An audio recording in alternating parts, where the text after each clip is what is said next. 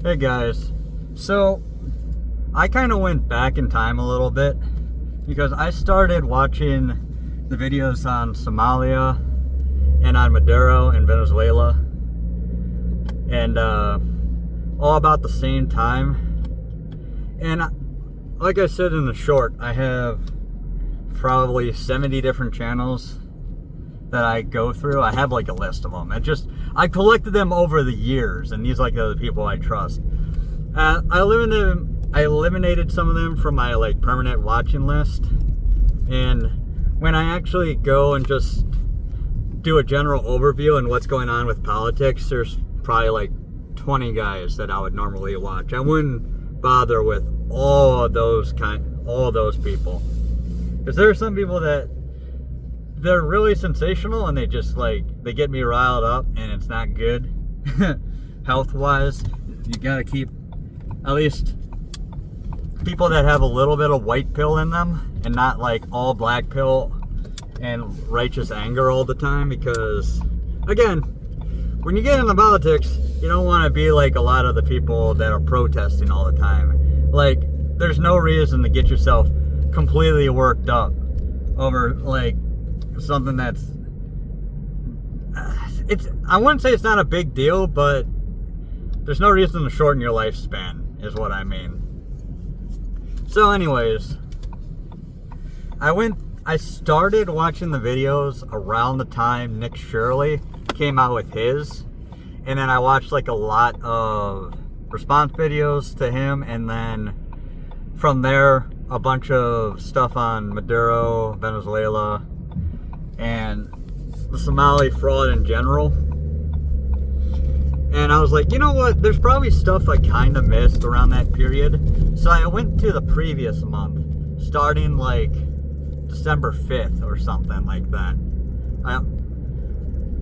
I just go on YouTube and I look at how old a video is. And if it said 2 months, I ignored it. And anything less than 2 months, I went through and added everything from those 70 channels into the playlist, and it got me an extra 350 videos, because I didn't know how many people were actually talking about the Somali fraud and Tim Walz and Elon Omar before Nick Shirley came out with his video.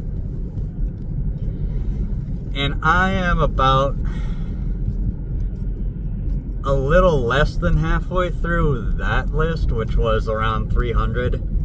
So I'm through 130 or 140, something like that. And one of the ones that I missed, a situation that I missed, was Madani, or however you pronounce his name, from the mayor of New York City, trying to do a photo shoot where he's eating Somali food. And he's just choking on his own tongue, trying to swallow it.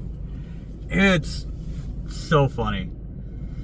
It's also kind of just hilarious in general, because there were videos on Venezuela and on the Somali fraud before Nick Shirley did his video, but it didn't really hit the mainstream until he did his, and then everyone else was already doing their own research into it. Again, I kind of make fun of, what is it, Andrew Callahan? Yeah. Who, interviewed Nick Shirley, and then he was, upset that Nick Shirley didn't have everything, all the details completely memorized. And again, to that I say, why didn't you get, Bill Hope? Bill Hope is the one that Nick Shirley got all his information on. Essentially, Nick Shirley is a reporter just reporting on the story. He hasn't spent years of his life figuring all this stuff out. So I kind of make fun of him for that. Especially since, everyone on his side is, coping, saying that it makes Nick Shirley look bad. And it's who cares if Nick Shirley looks bad? He's not a public speaker, for one. And two, this is not his information. This is not his life's work, basically.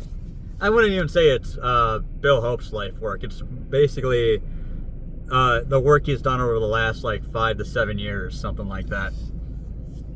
Anyways, so now that I'm catching up, I'm about 4 weeks behind now, and then I'm gonna just start watching my general videos, like on other stuff, and I'll probably go through and eliminate a bunch of videos in there right off the bat, because I got like 750 videos in there.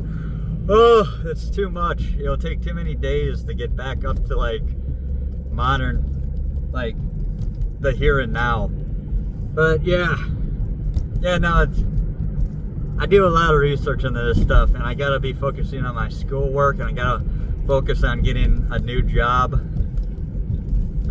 because it should have been really easy for me to get a new job, honestly. But that's a whole different story. That's nothing to do with me, I don't think, anyways. It's kind of hard to explain that one without like getting into what I actually do. Anyways, how many times have I said anyways at this point? Who cares? Anyways, as I go through all of those videos and re-listen to like what was going on like early December to like late December, I think I'm at this point, it's just kind of crazy like how many people kind of knew what was going on. And like Tim Walz hadn't gone completely desperate at that point, and the protests were really mild. But now like his career is completely destroyed now. Over the last 2 months, he's completely out of politics forever. Which he probably does stuff behind the scenes. He probably will. But he's done. He's not holding like any major office ever again. And Ilhan Omar's probably not going to be doing too much better. Don Lemon's probably going to go to jail or spend a lot of time doing community service or something. Which, good.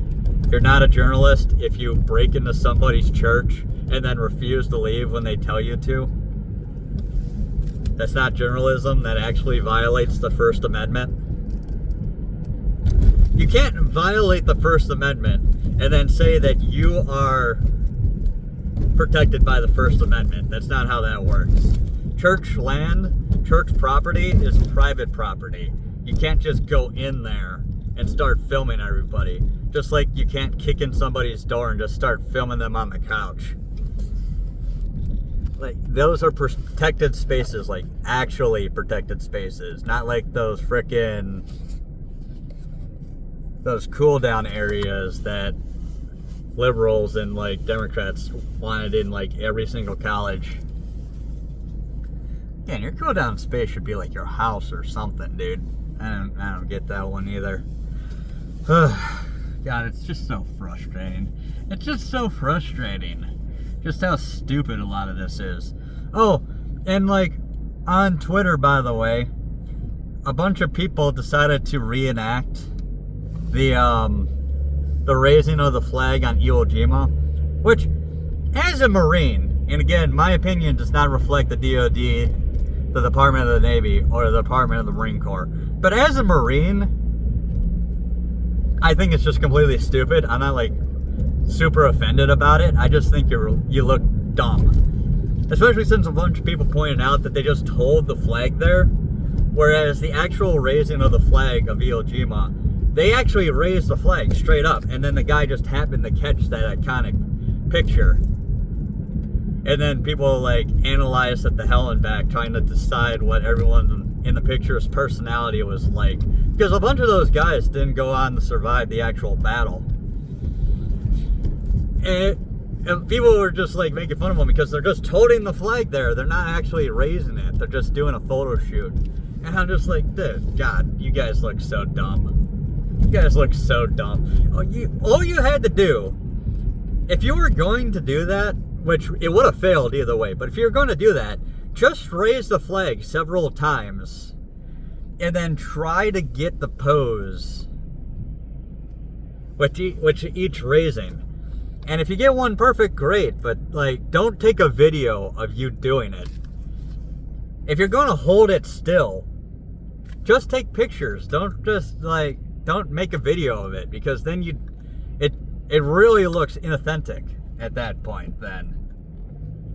Anyways, and again, I've said anyways like 10 times during this video, but there's just so much stuff to talk about. I mean, for example, like, everyone was so upset that like Trump wasn't releasing the Epstein files. He didn't do it on time. And he's like, give it a little time. We got 3 million documents to go through. And it was like a month and a few days, and then they got it out, and then there's 3 million documents out. And people on both sides, there's some people on the right that are a little bit upset, and a lot of people on the left-hand side that are really upset and really coping at the same time. For example, there's an anonymous accusation in there saying that Trump like diddled a 13-year-old, and this accusation has actually been around since 2015, and in the actual document itself, it's written off from an unreliable witness. And there's a lot of like unreliable witnesses in there as well. Like, I really doubt the one on Epstein's boat and George H.W. Bush in there, where apparently they took a knife and like they cut the bottom of some dude's feet, not deep enough that it would scar, and then they tore apart a baby and they ate it. And I'm just like, yeah, I don't think that's real. That sounds like something a schizophrenic comes up with. That doesn't sound like something that would actually happen in real life. You know, like actual human sacrifice on a boat. I think there would be more than a few people that would be a little bit freaked out about that and probably talk about it a little bit more. Like somebody who would go into witness protection and like we would never hear from him again, but like all the information would have come out. That seems a little bit off the wall. But then I totally believe the stuff with Bill Gates getting an STD and then begging Epstein for antibiotics so he can slip them to his wife. Because that's actually an email. That's not just like someone's testimony. That's actually in Jeffrey Epstein's email. And apparently Jeffrey Epstein was highly racist. Like, absolutely highly racist. Like, he used like that slur that they use for like non-believers of the Jewish faith. Which, yeah, that didn't help any of the conspiracies at all. But, again, I get really sick of everyone always talking about the Jews in Israel. Because it's like, at one point you're like demonizing them, and at the other hand you're giving them way too much credit, like just always saying that they control everybody and everything and there's nothing anybody can do about it. There's a certain point where like an accusation you make against a group of people is just completely insane. And it's the same thing with like people that are on my like Discord or like I see online, where they go too far in condemning an entire race of people. Like, yeah, okay, look, 70% of Somali immigrants, and like even second generation Somali immigrants, right now are on like Medicare, or on like government benefits of some sort. That does mean that the majority of them are not like contributing to society as well as we want them to. But that doesn't mean that every single one of them is terrible, right? Like, I still want to deport as many as the illegal immigrants, all the illegal immigrants as possible. Definitely, for sure. But, like, you can't say, like, every Muslim or every Jewish person or every Christian or every somebody of whatever, like, small sect. That's just me. I just see the world in grays and not black and white, and I get like annoyed when somebody just sees everything in black and white, blaming it all on one person or another. Like, for example, a lot of people like will say that, like, the Jews killed Jesus, which is absolutely crazy. Because it's like, I've said like a lot in this video as well, but the Catholic Church actually still acknowledges that the Jewish people are still God's chosen people, and they still respect them as, like, our brothers who may not have accepted Jesus, but still follow the basic tenets of God. Like, anybody who outright says that the Jews killed Jesus completely ignore that the Jews were also the first worshipers and the first devotees of Jesus in the first place. And that both the Jews and the Christians were oppressed by the Roman Empire. And it took centuries until Christianity was accepted as the Roman Empire's principal faith. And the reason for that was because the Romans, they basically adopted other people's gods. Like, they had the god Jupiter, and then they went to Greece, and they saw that they had the god Zeus. So they said that, oh, those gods are the same god. And it's the same with Thor. It's like there was some outlines of Thor even back then, and since Zeus and Jupiter are the ones that throw bolts of lightning, Thor was the god of that matched Jupiter and Zeus, I believe, and not Odin. And again, the problem that the Romans had with both the Jews and Christianity, the Christians, was that they believed that our God was the only God, that all other gods were fake. Because if it had just been God, then they would have said, oh, you're talking about Zeus.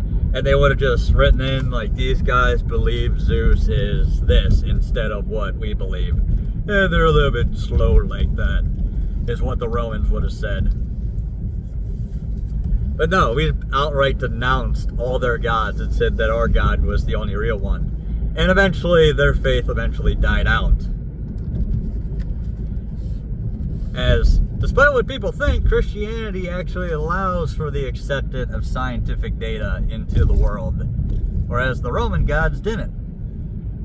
And even in Greece, a lot of philosophers said, oh, this is silly.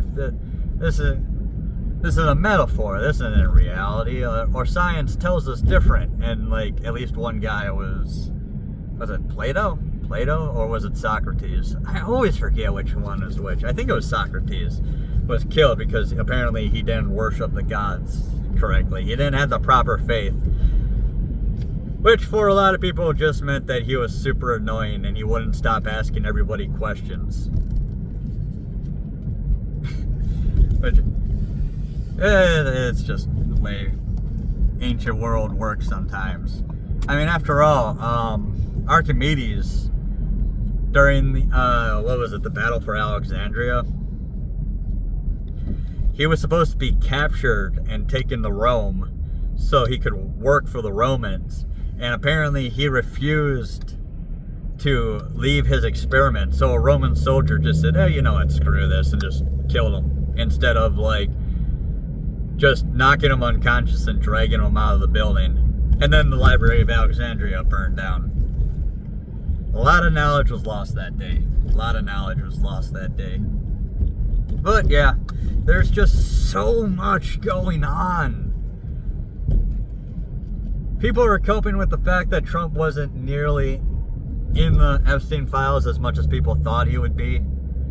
And, like, it was obvious because those accusations go back to 2015 and they were dismissed even then. A lot of people look really bad, like Bill Gates. There were a lot of people in the Australian government, a lot of people in the British government.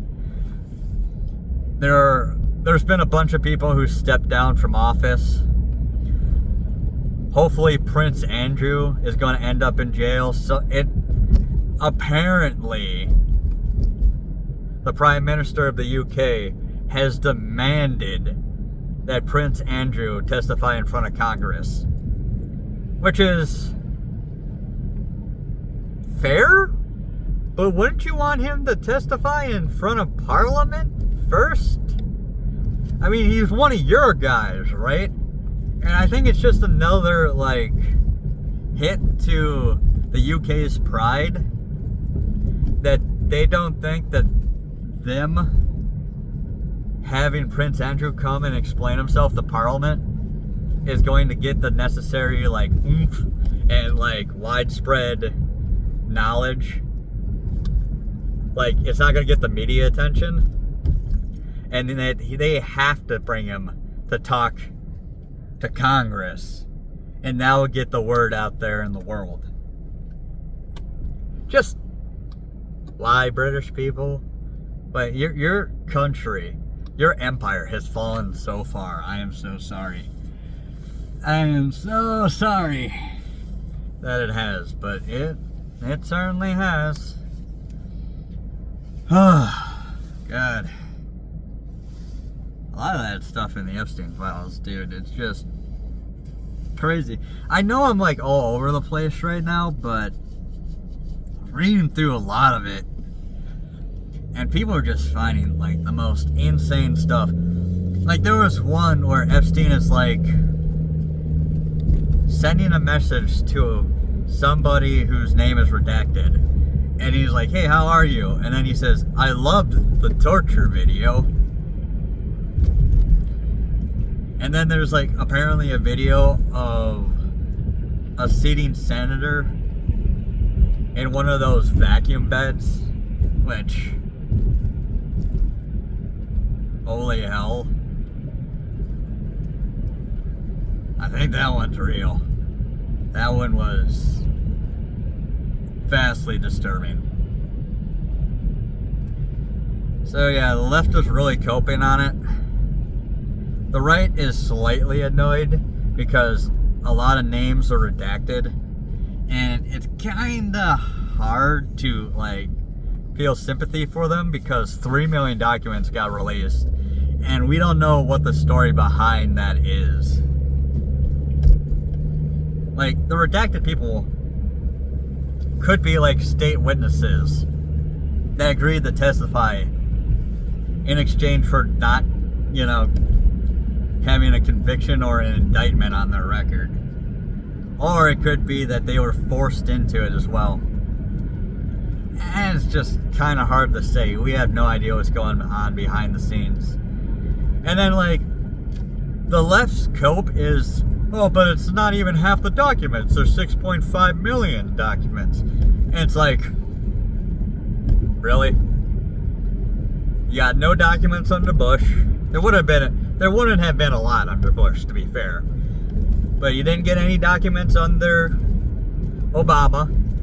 You definitely didn't get any documents under Biden, who would have had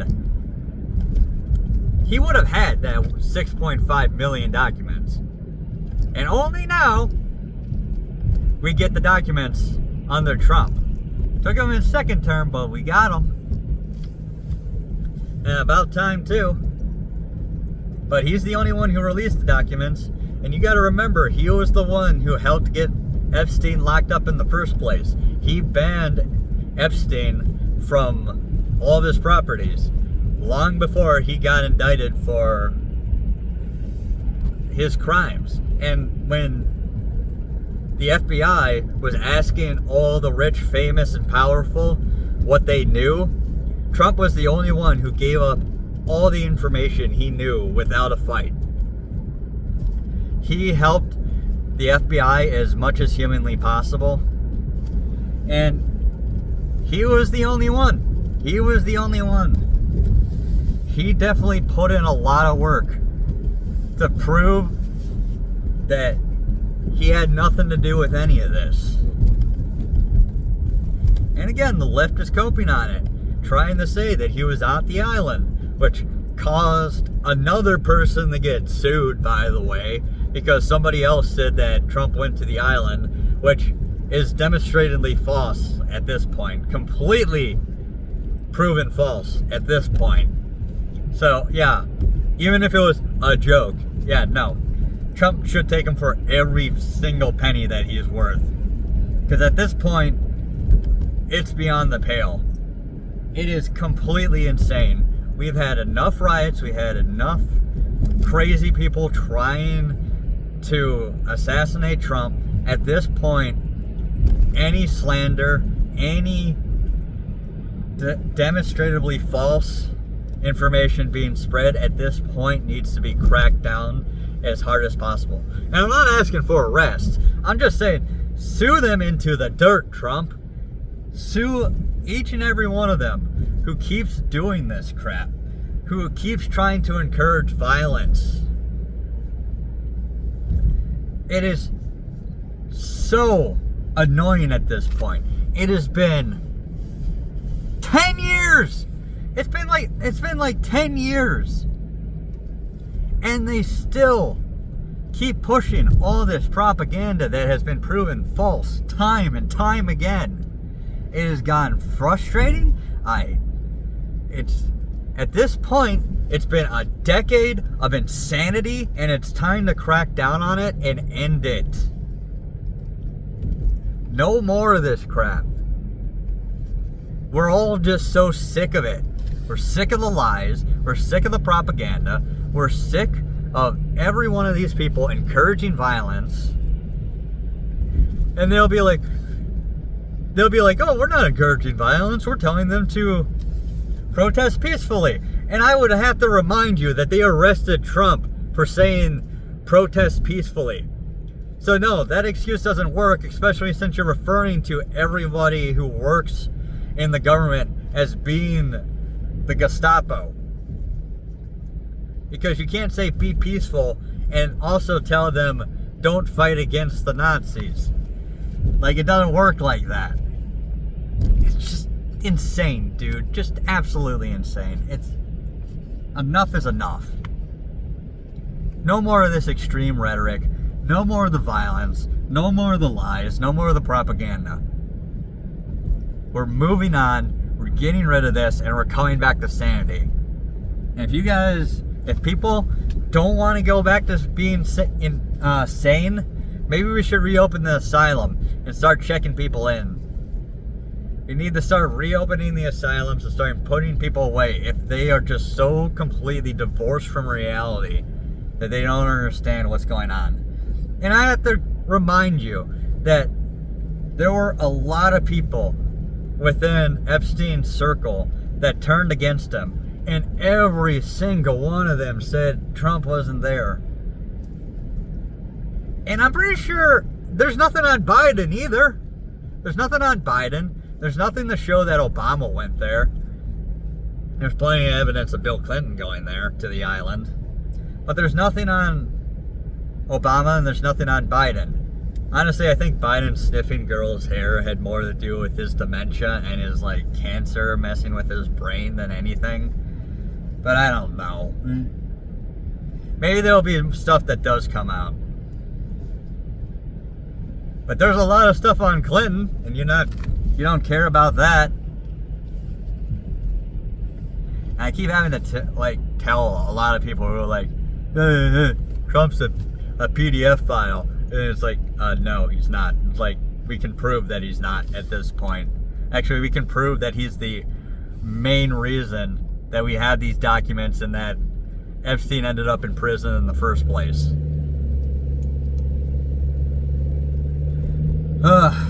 Also, it turns out that Elon is kind of extremely naive because they kept asking him to come to the parties, and he's like, oh, we're having a party? That sounds like fun. And he's like, yeah, we're going to have people under 25 years old there.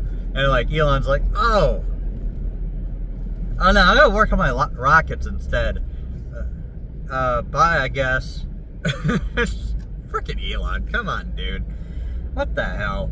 Elon is in there so often, and it's just him being like, I don't know what's going on. What the hell is this? What, party? Sounds fun. Oh, wait, no, not that kind of party. Sorry, no, I'm busy.